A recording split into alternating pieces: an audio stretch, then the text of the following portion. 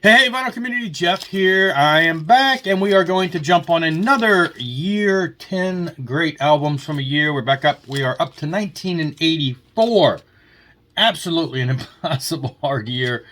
It just, with every year in the 80s, we get more and more great releases of my early days that all have a near and dear place to my heart. But it's tough. It's tough. It's just like, obviously, this is when the metal scene, the melodic metal, hair metal, whatever you want to call it these days. Back then, it was just the metal scene. It was taking off. MTV was pushing a lot of these bands up and above the just taking off. And so it was a great time to be alive, but there was so much music going on. The ones that didn't make it, I'll read those at the end. I did want to jump off. So for those of you who, again, haven't joined me for any of these before, we're looking at 10 great albums, somewhat ranked, from 1984 that I own. So there are some missing albums. I found that, for instance, I don't have a couple albums that I would have ranked in here most likely in the top 10 because I just currently don't own them on vinyl. Again, I'm limiting myself to vinyl. So if there's an album in here that you think that I should have included and I didn't, then buy it for me. I'm fine with that. So, no, I mean, there's a lot of holes to fill in my collection. So, but let's get into this. I'm going to start again like I did before with EPs. Now, I am looking at EPs. These are not part of the top 10, and these EPs are from new bands. So, for instance, Sabotage had an EP this year, but it was a follow-up to their second album. So I'm not going to include things like that. But as I've done in previous ones, these are bands that had EPs out, their first release, and I'm not going to include them in the top 10, but they are still worth mentioning because they were great stuff at the time. Up first is Lizzie Borden's Give 'Em the Axe. This was, this band's first release. They went on to release just a lot of great gems as far as the metal scene goes back in the day. If you're not familiar with Lizzie Borden, obviously there's a lot of big stage show, kind of a Alice Cooper-y feel. Got the makeup, got the blood, got all kinds of acting out type stuff. And this was just great stuff back in the day. We also had the first EP from Saint, Warriors of the Sun. Absolutely just a great release. Recently reissued on vinyl, which is nice. And anyway, raw, just basic recording, early stuff, great stuff. And probably one of my number one albums of the year, if it had been not an EP, and that's the first one by Stryper, their Yellow and Black Attack. Near and dear to my heart. I bought this in probably late 84, and it just has always been a favorite. Just the beginnings of greatness for a band that I still to this day love. So now, jumping into the top 10 full-length albums by bands. Number 10, we're going to go with TNT's Knights of the New Thunder. Now, this album, TNT became a little more popular in following albums as far as commerciality. But I remember back in the day, we used to listen to those rock shows on the radio. I forget what they were called, Rockline, some of those. And I remember hearing stuff, the first early stuff by TNT when they were in their native tongue and stuff. They had a song, what's it called, Harley Davidson or something, Motorcycle, and they had some songs that were in their original language. And I remember they played those and we thought, that's pretty cool. But then when they played a track from this, we were like, what? And then I remember buying this album and just falling in love with everything from the power ballad to the song. It just really hit me. Albums that followed this became a little more, in my opinion, a little more commercial.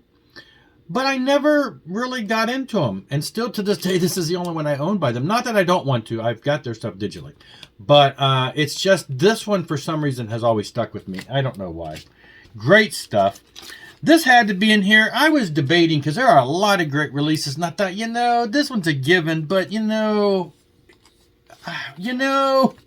Twisted Sister Stay Hungry, obviously very, very pivotal in their career. This is where they took off. This is the MTV years. This is what blew them up. This is the album with the greatest sales by them. It's their high water mark to a lot of people. It has a lot of hits. We loved it back in the day. So I had to put it in here. And it did make it to number 9. Like I said, there were some other bands that were kind of pushing towards maybe making the top 10. A couple of them, like I said, that I don't own. So that might have pushed it out. But, I mean, I still love this album. It's great. But, when you get these albums that are overplayed and you hear them so much, and this is all you hear on the radio or tracks from this, you kind of start thinking, whatever, it's overplayed. So, but yeah, still love it. Stay Hungry, Twisted Sister. Crusader by Saxon. Now, coming off of my absolute love for Denim and Leather, and then going into Power and Glory, which was not, for some reason, that album never did much for me, but then Crusader came out. I don't know if it was the imagery. I love Knights. I love Medieval. But this album grabbed me back in the day, and I loved it and still love it, and it's considered in my mind one of their high water marks just because it's got such a near and dear place in my heart. Absolutely love this album, Saxon Crusader. Again, this is another one, and even though it is up on the rankings here, because it has to be, it is such a pivotal album for this band. But again, maybe overplaying of it made it, in my mind, I'm like, should it be on there? But it is, and that's Scorpions' Love at First Sting. Now, this is, again, I think MTV obviously has to be to blame. They're the ones that push these bands over the top. Blackout, absolutely phenomenal album.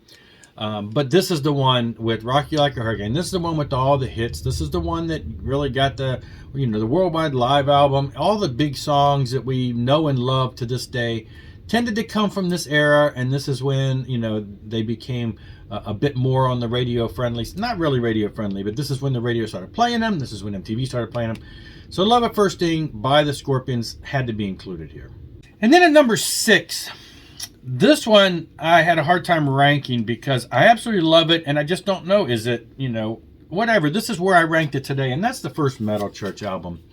Now, this album, when it came out, it was a fantastic album. And over the years, absolutely loved it, and I went out and saw it on vinyl not too long after I got back into vinyl because I had to have it. I went ahead and got the music on vinyl version, got one of the reissued versions rather. Went ahead and grabbed this because I absolutely love this album. And then when I revisited this on vinyl again, I just was like, this album is from start to finish is phenomenal. It's just a new love. I'm just like, this has to be on the rankings because it's just a solid album. Now, a lot of the stuff after this, same vocalist, different vocalist, whatever. This album, for some reason, is the one that really sticks with me. The other stuff, yeah, it's okay. But this album, to me, is so different that it's absolutely phenomenal. Great stuff.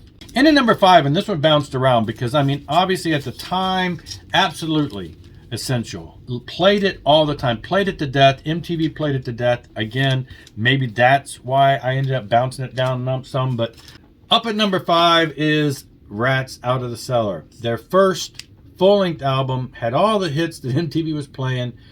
It is the album. It is the one that put them on the charts. Loved the EP. Ended up, just absolutely falling in love with this album. Love all the Rat stuff, and this is just phenomenal. If you were around in these days, these are the songs that you heard all the time that they played, and so this had to be on there. So absolutely love this album. And then at number 4, the first Wasp album. Now, before they had this, they had put out some singles and stuff. The Animal single, and they had some things that were like on indie, Music for the Nations. We had to buy them in independent releases. So we were getting geared up with the Animal and Show No Mercy and all these other albums that were, or EPs or singles that were coming out. When this album dropped, Animal wasn't on here, but which was cool because then it had a single that didn't have the song on the album. But from start to finish, this album, I'm just like, oh my goodness, absolutely fell in love with them. I got this album around the time I was in basic training, I think, or right after basic training. I think I was in tech school for the Air Force. And yeah, it was hard to get this out of my player. I had the album, and I probably had the cassette at the time. But yeah, absolutely love this album. Still to this day, I think probably one of the best Wasp albums. Just everything about it. And that's just, again, MTV put them on there a little bit. There was just great stuff. So, and actually, tonight I'm going to practice with a band that needed a fill-in drummer. They're in between drummers. And they're a flat-out 80s metal band. And they play I Want to Be Somebody. So this will be the first time in my musical career ever playing a lot of the 80s metal stuff ever. I've never been in a band that played a lot of 80s metal, but I Want to Be Somebody from this album, absolutely big hit, great stuff. I get to play with this band. We have a gig coming up in a week. I'm hoping I can learn all 40 songs on the drums in a week. But anyway, great stuff. Then in at number 3, Dio's last in line. I mean, the first two albums by Dio, just, they were phenomenal. Still, to me, two of the greatest albums in metal history. They are absolutely great. And so when this came out again, MTV kind of started playing the stuff from the first album, but when it came out to this, we started seeing a lot of live clips. I saw him on tour for this album. Just a great time and a great album. Lots and lots of great songs. When I got this not too terribly long ago on vinyl, probably in the past month and a half or so. And, I went back and visited. I'm telling the guys in the band, we need to add some Dio. We need to, We Rock. Just, that would be an opening song of phenomenalness. We're more of a classic rock band, so it would really be kind of intense. But, again, our guitar player can sing Dio's stuff fairly well. And as I mentioned in the previous video, he actually named his son Ronnie James because he's a big Dio fan. And I thought, yeah, we should think about playing some stuff. That'd be great to have something like this. Great stuff. And then in at number 2, at the time this came out, it was an amazing follow-up. Again, I was in tech school. I remember buying this. I remember a friend of mine turning him onto this because I don't think he knew much about it. But Ride the Lightning by Metallica dropped. And immediately you noticed the improved production and sound. And the song structure started changing a little while they had the first album still high watermark for me, but on this album they started having a little more complicated song structures, lots of changes, lots of long songs and stuff, and it was not just straightforward thrash all the time, but still very heavy. And still one of my favorite albums to this day. And again, before this started dropping, we started seeing some of the singles, Creeping Death and stuff like that, I believe, were coming out before that as imports. So when this dropped, it was just like, oh, great album, great album. In at number 2. And my number 1 album, I saw this tour. I remember when it came out. I bought this on bass. Again, I was in tech school. Loved the artwork. Loved everything about the album. Major hits on here that they still play to this day. MTV again played lots of this stuff. Absolutely had to have Power Slave by Iron Maiden. Probably in my top couple albums by Iron Maiden. And so yes, my number 1 is Iron Maiden's Power Slave. And again, I did see them on tour with this. And I think Wasp opened for them, as a matter of fact. Pretty sure, yeah. And they had the big mummy that came out from behind the stage, and etc., etc. Semi-funny story, which I may have told before. Again, Wasp opened for them. Was in my regular bass at the time of this, I believe. So it was probably early 85 when I saw them on tour. And my friend's girlfriend and my friends and me went to the show. And my friend's girlfriend was on his shoulders during the show, during Wasp. And Blackie comes out, and he's got that big codpiece on with the buzzsaw, and he's discussing as usual, being all disgusting. He takes a poster and he rubs it between his legs like he's doing something crazy to it. And then he beams it at my friend's girlfriend because she's up high. Boom, hits her. She drops it. My friend dives for it, throws the girl onto the floor, but gets the poster and ends up giving it to me. The only reason I mentioned my friend's girlfriend is because that's my wife now, and she was part of our group, and she just was, that she was friends with him or his girlfriend, and eventually, like I say, she was just friends with us. We went to concerts together and everything, and eventually we got married, and that's been going on for 36 years now. Anyway, so she was there, though she probably didn't remember a lot of it, but yes, Power Slave tour. Power Slave, great album. Also, this same band that I'm going to jam with, this 80s band, about a month or 2 ago, they did a special show for some benefit type thing where they did 2 sets as a Black Sabbath tribute band. And so they basically, had to learn 30, about 30 songs to play this thing. It went over quite well, even though it was that gig where at the end of the gig, they fired their drummer, and that's why I'm filling in, because they have some gigs coming up and they don't have a new drummer yet. But they've been asked by that same place to come back in January to do another tribute show Iron Maiden tribute show where they got to do like, 2 sets, roughly 30 songs for Iron Maiden, because it's got to do with somebody who passed away in this area whose favorite band was Iron Maiden, and they wanted to do this like tribute, and they got a couple bands.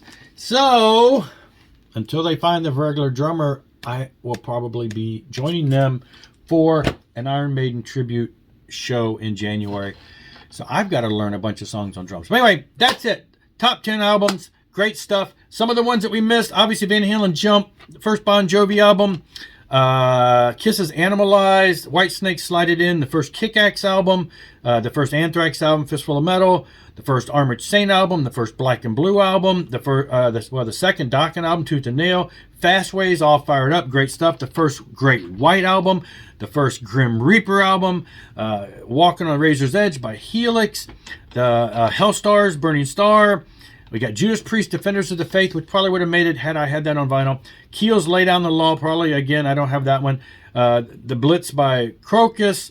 I Shall Conquer by Leviticus. Dance on the Edge by Lita Ford. The first Messiah Prophet album, Rock the Flock. Night Rangers, Midnight Madness. Omen's Battle Cry, which I actually bought recently, but it's taken forever to get here through Amazon. Project in the Jungle by Pantera. Philadelphia's Tell the Truth album, the first Q5 album, Queensryche's Warning album, which I don't have on vinyl, or it might have made the list, Condition Critical by Quiet Riot, Sammy Hagar's VOA, Tokyo Blade's Night of the Blade, the first Trouble album. That one was on the list and off the list. It was really hard to exclude that. And I already mentioned, well, like one of the EPs I don't have was TT Quick's first EP. The first Rothschild album from the UK. Absolutely couldn't believe I didn't put that on here. One of my favorite albums, period. Man's Best Friend by the Wild Dogs. Y&T's and Rock We Trust. And the first Malmsteen album, which again, I don't own that one on vinyl, but absolutely love that first instrumental album. Amazing year. I'm telling you, amazing year if you're into this kind of music. Thanks for watching, though. I'll be back. Rock on and rock hard.